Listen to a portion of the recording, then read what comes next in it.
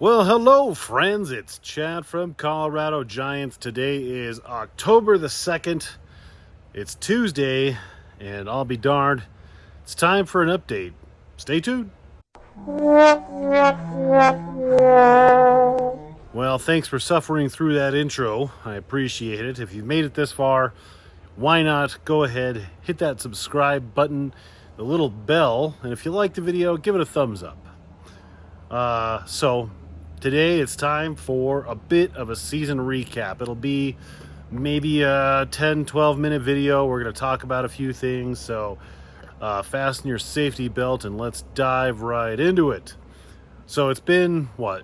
Let's see here. It's been 3 weeks, 2 or 3 weeks since the last weigh off, and I have obviously been a little absent from the YouTube, and I've been absent from the greenhouse. I've been absent from everything. Old Chad was taking a bit of a break. 4 pumpkin weigh-offs back to back to back, and then trucking pumpkins around in between the weigh-offs and helping other friends load their pumpkins. It's a pumpkin palooza, which is awesome, but it's also really tiring, and I just needed a little bit of a break. And I'm starting to feel a little rejuvenated and invigorated to get back into the greenhouse and get some preparations for next year going. So let's talk about the year, though. I don't think I've updated you. In fact, and I haven't. Beanbag won the Smith Farms Weigh Off. I got really lucky. A great grower named Andy Corbin. He had a bigger pumpkin. He found a soft spot on it.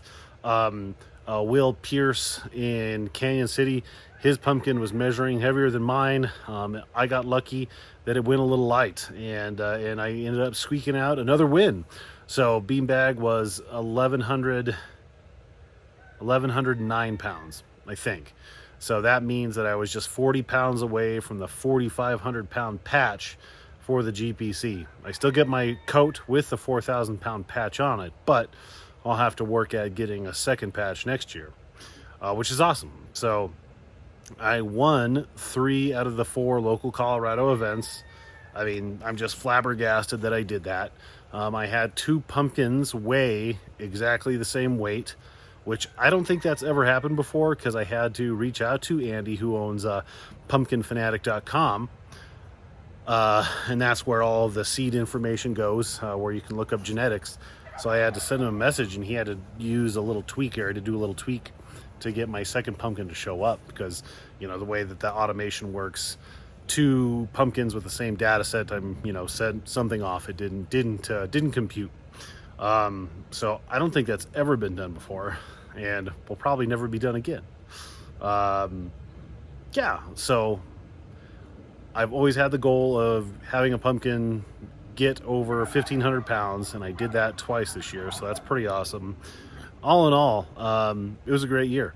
I had a great year. There was a handful of local, phenomenal growers. They didn't have that good of a year, and that's just how the cookie crumbles sometimes. So I was able to take advantage and come away with 3 wins. It's just lucky. That's all that could be said. It wasn't anything that they didn't do. It's just I got lucky and weather, whatnot, et cetera. So that's pretty awesome. Things that I want to improve. Let's talk about the year a smidge. All in all, I give myself a C+, B-. I was doing really good up until I went away in August, and even before that I started to falter a little bit. I didn't bury any of the vines on Miss Juana, so Miss Juana definitely could have been better than what it was, I think, if I had just buried some of those vines. Once I went away, and even a little before that in August, I didn't bury any vines, and I didn't manage the existing vines. So as you saw in videos of past, the vines just got out of control, and rather than all of that energy and effort going into the pumpkins, they were pumping away energy into vines. So I think that was a hindrance for sure. Just because it was so much, the oddball straggler vine, I don't think is really that big of a deal. But when it was that much, that hurt. Big Bertha at the end, the spider mites. The spider mites definitely hurt. I could have been more on top of that, more proactive with that. I could have watered a little more consistently. I was pretty good this year, but I wasn't happy with the amount of water that I was watering. On average, I was doing 100 gallons a day for the whole greenhouse. So we'll say 25 gallons per plant. I think that was really light. I think I need more water just in general. What else? I was pretty happy with my fertilizer. We talked about that in the video. I use all Ron Wallace stuff. Banner placement. The TKO products, I use the triple 12. Trying to look at the bottles. The calcium, the CalMag, and the 0025, the phosphate plus. Along with that, I mixed in some Neptune's Harvest. And that's about it. I didn't really use, there's no secrets, none of that. And yeah, so I was pretty happy with that. I had the misting system dialed in better this year. That helped a lot.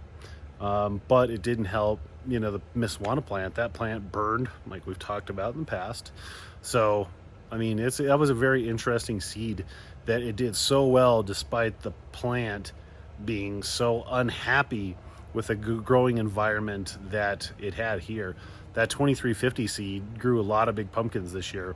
It'll be really interesting to see what that does moving forward, because they were all big orange pumpkins. Several of them went heavy. Mine didn't, unfortunately. Not shocked by that. But I think that's something that we can improve upon. And that 2350 seed, I think that it can grow some really big pumpkins.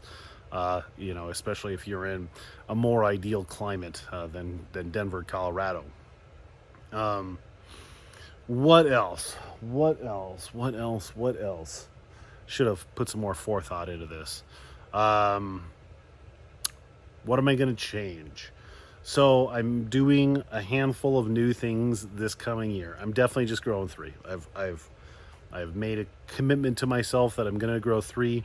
Growing 3 is a risk. Everything's measured in threes, and if you grow 4, you kind of have a throwaway. Like Moeller this year. Moeller was my throwaway. The first pumpkin split. The second one was special. I chopped up half the plant, but heck, I even still got a 1,000-pound pumpkin. If I just have 3 plants, I really don't have that that safety net if one goes south with the quest of getting to a 4,500 patch or just beyond that. So more is better, but I just don't have time. I would rather have 3 plants that I can dedicate more time to than 4 plants I can kind of half-ass. As Ron Swanson says, full ass one thing and don't half-ass anything. So less plants, more of a full ass effort. And yeah, the plants will be a little bit bigger. I'll be able to stay on top of vine bearing better, and all that stuff. I'd like the plants to be a little bit bigger before I set the fruit on them this coming year. I'll start a little earlier, but not too earlier. I was real happy with the plants at the age that I started them, that I set the fruit. If I start a little earlier, I'll be able to get the plants a little bit bigger and still set the fruit at that middle of June time frame that I want to shoot for. Looking around, that's about it. Be more scheduled, more structured with my fertilizer program, as well as my insecticides and fungicides. I was more reactive to that stuff this year than proactive. I think if I was a little more proactive, I could have gotten on top of those spider mites that Big Bertha had, and maybe that could have given me another 100 pounds or something. Could have been closer to the state record, closer to 2,000 pounds. On that note, I was really skeptical if Colorado could grow a 2,000 pumpkin, just because some of the intrinsic challenges that we have with our climate. I'm definitely cheating the climate a little bit with the greenhouse, but I definitely think it's possible. growing 2 big pumpkins with the effort and or lack thereof that I had, I think if I would have been more disciplined, both of those could have had 2,000 pound potential. But I think it's possible, not just for me. You know, there's my buddy Andrew. He's building a greenhouse, great grower. He's been around. You might have seen him at some of the big show events. And Joe Sherber, I mean, Will. There's tons of people that can grow huge pumpkins. Mick can grow a big pumpkin. He's just busy with other stuff, kind of like me. So yeah, I mean, you know, it was a good year, but I think we can do a little bit better. So I'm going to start with, you know, my plan for the short term. Get all the junk. Let me show you. Get all the junk out of the greenhouse. Let me flip you around. I got a new phone, so I'll have to pause. There we go. So on this new phone, I can't just super zoom out. I got to pause. Ugh. So I've got to get rid of, I've got almost all the junk out. You know, everything's clear up to here, but I've got to get this out. That random pumpkin I got to get out. And yeah. So I do have some work to do, not tons of work. I'll probably take a day off of work here in the next few weeks. Not even a few weeks. In November. I'll get this done in November. I have a cover crop that I should have laid down already, but I think that with the greenhouse, I can cheat with that a little bit and have that come out. I can plant it later. And then in the back of my truck, a local guy has hooked me up with some cocoa. I'm going to add a lot of cocoa to my soil this year to lighten it up rather than perlite. I hear my son, and he's not happy. What's the matter? Thank you. What's the matter, buddy? You want to get up here? Okay.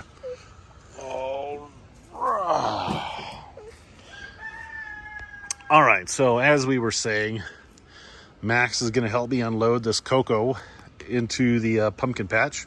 Don't put your finger in your mouth. And the cocoa will help add a smidgen of organic matter, but it's intended to lighten things up and make it more airy. Everybody is gravitating towards perlite these days, and been talking a lot to the cannabis growers here in Colorado. I've been lucky enough to make friends with a few of them, and they say cocoa is the way to go. So I'm going to try a little bit of cocoa and see how that helps the soil structure. Max, question? Comment? No? But that's about all I got for you today, everybody. Seeds are coming. I harvested all the seeds out of the pumpkins. They're drying right now. We'll say start of December.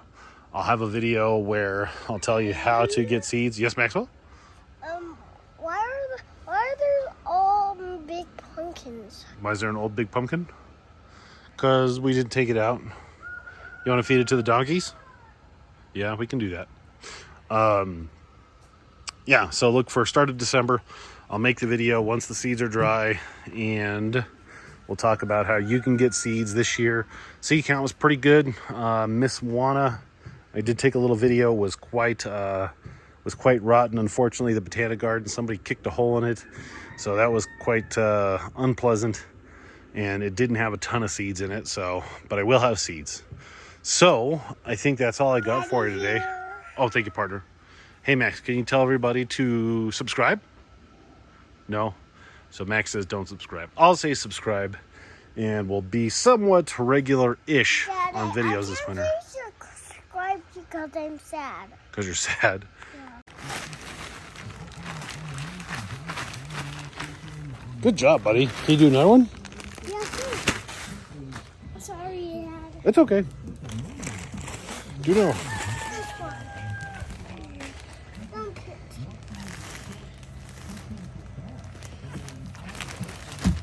Good job. Here, let me help you. I'll break it up a little bit. Thanks, Daddy. There you go. Now dump it.